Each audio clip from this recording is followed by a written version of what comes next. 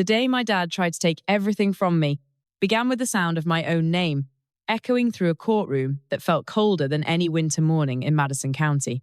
I remember how calmly the clerk said it, as if she were announcing the next person in line at a grocery store and not the woman whose entire life was about to be put on trial.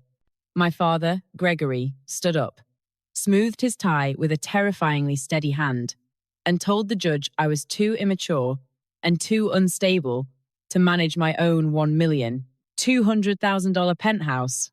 He didn't just want to help. He demanded full control. Drop a comment and let me know where you are listening from and what time it is for you right now. Have you ever had a family member try to control your success? I would love to know who is part of our community and hear your story. I did not cry. Crying is an emotional tax, a luxury I was no longer willing to pay to a man who had already overdrawn my account for decades. My dad stood on the opposite side of the room, delivering his speech like a man reading off a script, one he had rehearsed in the mirror while I was out building a career he couldn't touch. He told the judge I made impulsive choices, that I was vulnerable and easily influenced. He used the phrase a responsible parent at least 4 times. A responsible parent. It was a mask, a calculated performance, designed to seize my autonomy under the guise of protection. I sat at the defendant's table, my hands flat against the polished wood, the chill of the courtroom sinking into my palms. I could feel the air shift in the room, turning heavy, as if all the oxygen were being drawn into that thin stack of documents in front of the judge. Beside my father, his attorney, a man named Barnett, leaned back with a smug, almost imperceptible smile. That little look on his face was the kind of thing that could make a person's blood pressure spike without a single word being spoken. He thought this entire thing was a formality, a legal victory already in the bag. But I was not listening to the lies. I was engaging my audit brain. Anger was not loud this time. It was clinical, precise, and entirely internal. While Gregory listed my assets like items on a grocery receipt, my savings, my car, my home, I was already mentally reviewing the inconsistencies in his own life. My compassion for him had been a high-interest loan he had defaulted on years ago. Now, I finally realized our relationship had never been built on love. It was a subscription model, where I was the only one footing the bill, month after month. I did not ask why he was doing this. I did not beg for him to stop. I simply sat there, quiet and steady. Maybe that was what bothered him most. He expected a breakdown. He expected me to be the unstable daughter he was describing so vividly to the judge. Instead, I was a woman of 30, sitting in the middle of a hostile takeover, watching my own father try to seize my life like a piece of distressed real estate. I looked straight ahead. I did not look at my mother, Patricia, who sat in the row behind them. I could only see the stiff line of her jaw and the way her knuckles whitened every time my father said the word unstable. She was a silent partner in this seizure, a complicit witness to the theft of her own daughter's freedom. Every asset my father mentioned was something I had built, brick by brick, over 7 long years of discipline. My penthouse was not a gift. It was the result of thousands of hours of overtime. To hear him claim it felt like watching someone try to steal the very air from my lungs. But I forced my fingertips to stay still. I did not arrive at that defendant's table by accident. My entire life has been a high-stakes audit that Gregory failed decades ago. To my father, I was never a child to be loved. I was a long-term capital improvement project he expected to yield high dividends. Most parents look at their children and see a future. Gregory looked at me and saw a liquid asset class. I remember being 12 years old, sitting at that heavy oak dining table, which always felt more like an interrogation room than a place for family meals. I was working on a drawing, but my father reached over and covered my hand with his squeezing until my knuckles went white. He did not like the way I held my pencil. He said my grip was inefficient and that I lacked focus. Numbers matter, Alison. Art is for people who can't do real work, he told me. He insisted that he knew better, and in our house, Dad knows better was the law that governed every waking hour. Looking back, I realized I was caught in the trap of normalized cruelty. We were taught that his constant criticism, his relentless upping of the stakes, was actually a high form of protection. It is a psychological cage where the bars are made of phrases like, "We just worry about you and we only want you to be successful." He did not want me to thrive as an individual. He wanted me to comply so that my reputation would polish his own. He saw my independence, even then, as a threat to his portfolio. When I left home at 22, I did not take a single dime of his money. I moved to Savannah and lived in a studio apartment so narrow I had to turn sideways just to open the oven door. For 7 years, my life was a masterclass in self-denial. I lived on peanut butter sandwiches and cheap pasta, tracking every single cent in a ledger that became my new Bible. While my sister, Victoria, was busy spending my parents' money on sorority fees and designer clothes, I was working double shifts and living in the dark to save on the electric bill. I paid off my mortgage in 7 years. $1,200,000 of debt, erased through sheer, cold discipline. It was the proudest moment of my life, but it was also the moment I became a target. Gregory only started calling me sweetheart again once the title to my penthouse was clean. He did not want to be part of my life. He wanted to be part of my equity. He saw my stability as a potential bailout for his failing transportation business. He thought he could walk back in and claim the interest on a debt I never owed him.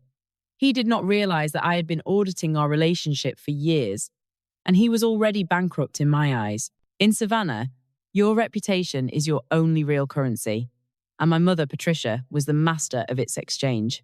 Growing up, I was less of a daughter and more of a prop in her carefully curated gallery of family perfection.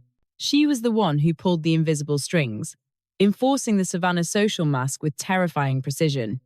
Every Sunday at church, she would whisper behind a painted smile, "Stand up straight, Allison." People notice everything.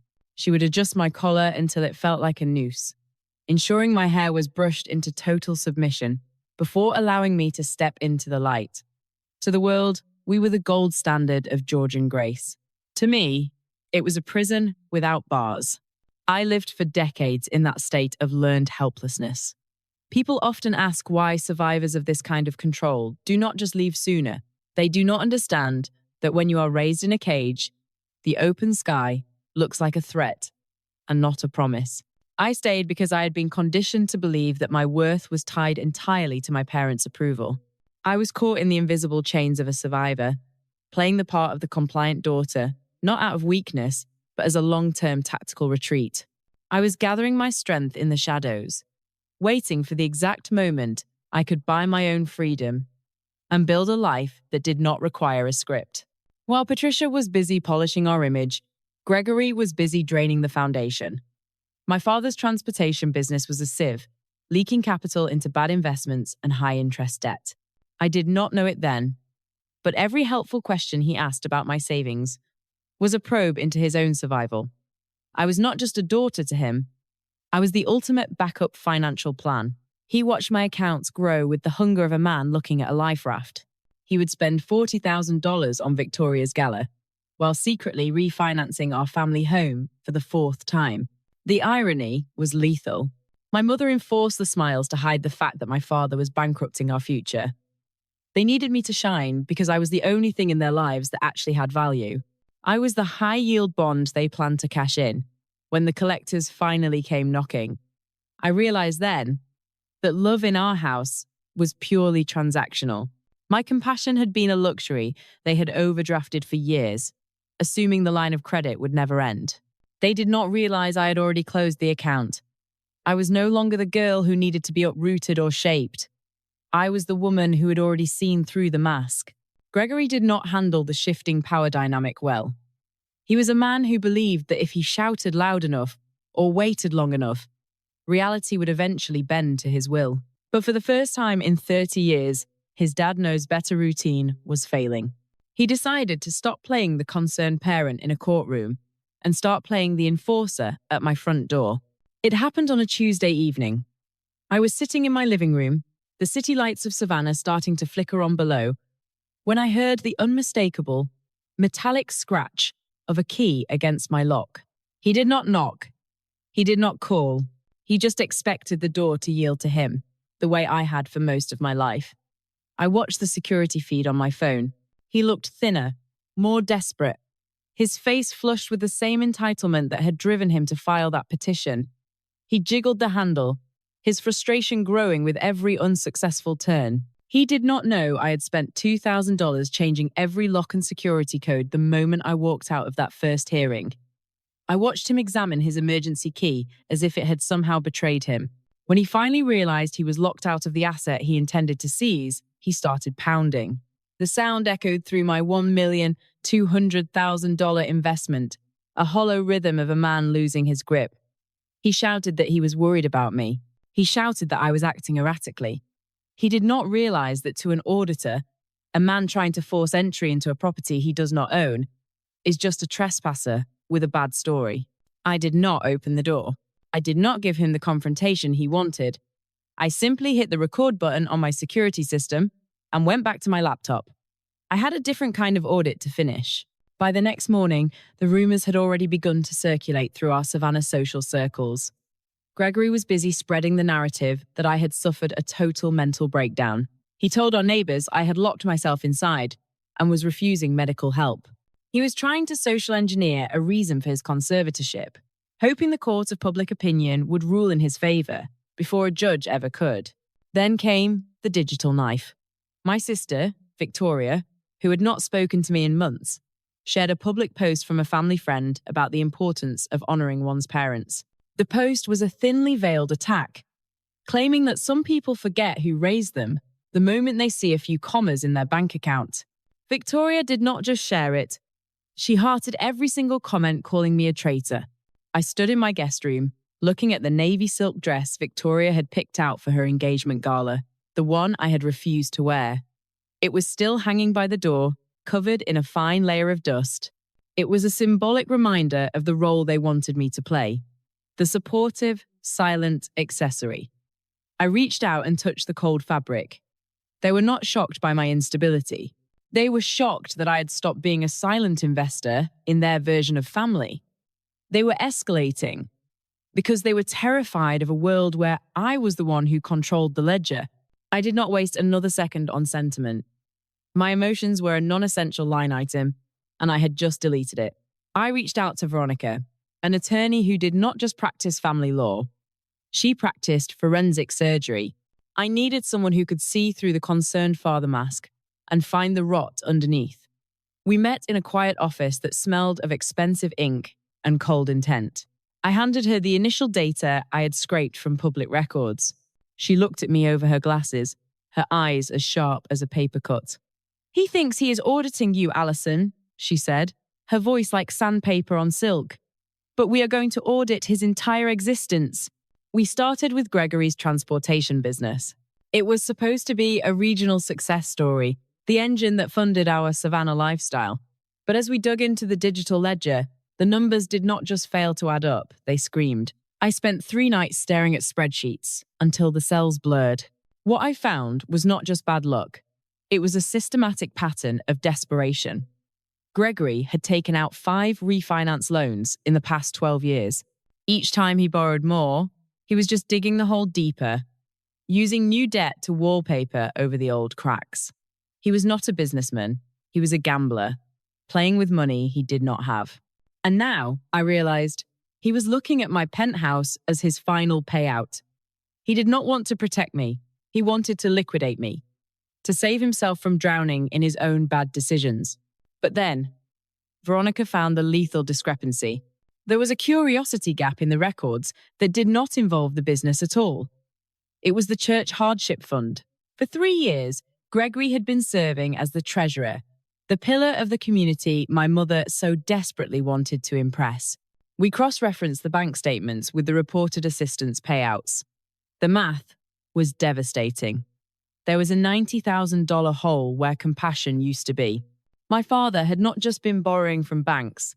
He had been stealing from the very people who looked up to him. He had fabricated hardship cases, siphoning off $90,000 meant for families in crisis, while he was simultaneously demanding I pay for Victoria's lifestyle. "This isn't just a family dispute anymore, Alison," Veronica whispered, sliding a printed report across the table. "This is a felony. He forged signatures on at least 4 of these withdrawal slips. I looked at the forged documents. The handwriting was a clumsy imitation of the church board members. It was desperate. It was sloppy. It was Gregory.